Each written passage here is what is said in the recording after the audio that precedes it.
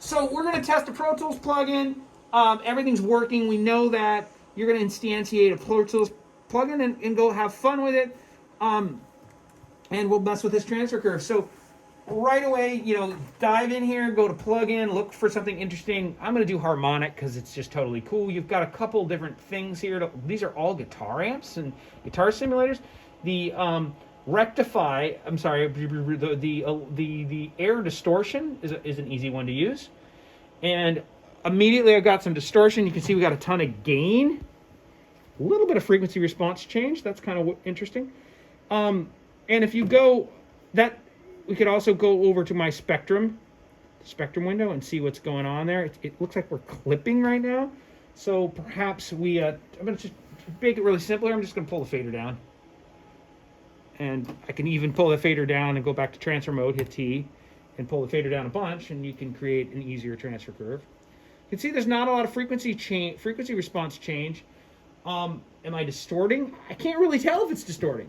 And this is why, if you go back to spectrum mode, and you actually change the signal generator to a sine wave, reset the averager with the V key, it is not distorting. But if we turn up the drive knob, and check it out over here, I think there's going to be a magical moment where it distorts. There. So interesting, the signal's not that loud. I'm not driving it very hard to begin with. So that's a little interesting. But how do I make it drive a little louder? I don't know. I'm already on hard clipping. Am I not creating enough signal with my signal generator? Maybe this is why on the assignment I said -10. I'm going to turn up my signal generator. Let's drive a little more input into Pro Tools. And so that's 10 dB more. And interestingly enough, there we go. Get some clear distortion. So I'm just driving the plugin a little harder. I've just added some gain. But you can clearly see that it's creating harmonics, right? And if you start playing with the plugin, the difference between hard clipping and soft clipping, you can check it out on the screen, what happens. You can high filter it or low filter, whatever. But that's how you do a plugin. And there's lots of plugins over here. Some of them are going to benefit, again, as I've said in the previous video, some of these are going to benefit nice from using spectrum mode and a sine wave. Other ones, go to transfer mode, are going to benefit from using pink noise. And of course, anything EQE is going to benefit from pink noise. And there are tons of plugins over here to try that with as well. Here, let's find out what a Pultec does. I'm going to turn up the high. Everybody wants to know if you know anything about Pultecs, like what's the difference between the boost and cut at the same frequency. Now I need some gain. I'm going to flatten the curve out. This is an unrehearsed video, but still pretty cool. Why in a Pultec is there a boost and cut at the same frequency?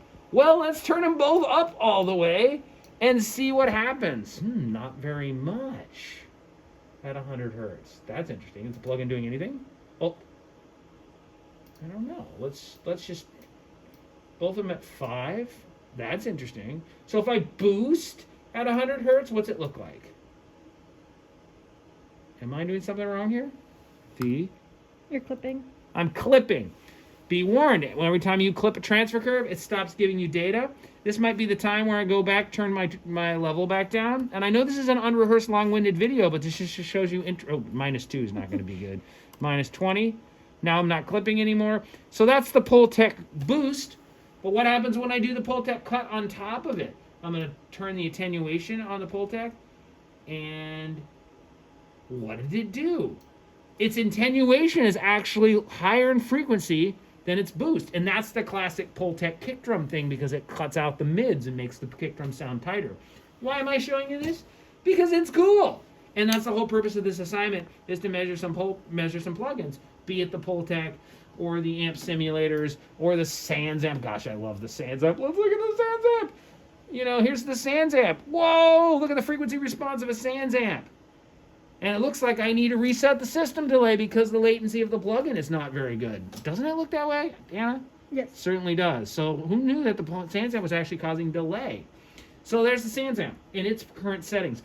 The other thing I would recommend is find out what happens when you put a compressor on it. Because a compressor it doesn't actually change the frequency response and shouldn't really change the the phase response. And it may be nonlinear if you hit it in a certain way, but it may not be in other ways. Oh, you may want to use this really fun one here, the Smac Plug-In, because this plug-in is relatively linear. Look, we need to reset the system delay. And this plug-in is relatively flat in frequency response, but is it when you really compress it? So now I'm really compressing a bunch. It's still relatively flat and I'm clipping, so I have to mess with levels and stuff. But this particular plugin actually has a distortion generator in it, and I always love playing with them because I think you'll notice when you measure it, it says odd and even harmonics. It may not be what it actually is, because sometimes plugins lie about what they actually do. So I challenge you to measure Smac. So, long-winded, unrehearsed video, but this is fun, and the text here talks about different things to try.